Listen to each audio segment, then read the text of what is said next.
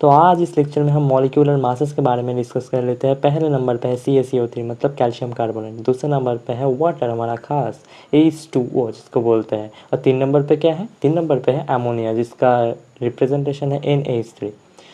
Molecular masses को निकालने से पहले हम एटॉमिक मासेस के बारे में जान लेते हैं। कैल्शियम का एटॉमिक मास कितना होता है 40, कार्बन का एटॉमिक मास कितना होता है 12, ऑक्सीजन का एटॉमिक मास कितना होता है 16 एंड नाइट्रोजन का एटॉमिक मास कितना होता है भैया 14, और हाइड्रोजन का कितना होता है, हाइड्रोजन का होता है 1। तो हम मॉलिक्यूलर मास कैसे निकालेंगे, पहले देखेंगे इसके एटॉमिक मास जुड़ के हम मॉलिक्यूलर मास निकालेंगे।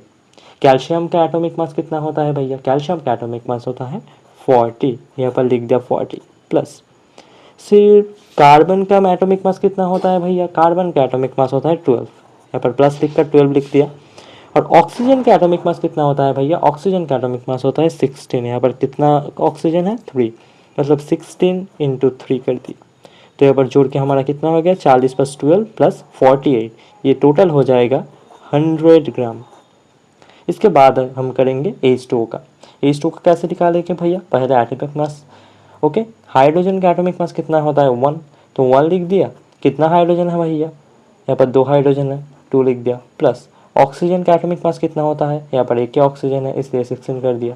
तो यहाँ पर H2 का जो मॉलिक्यूलर मास हो जाएगा वो हो जाएगा 18 ग्राम।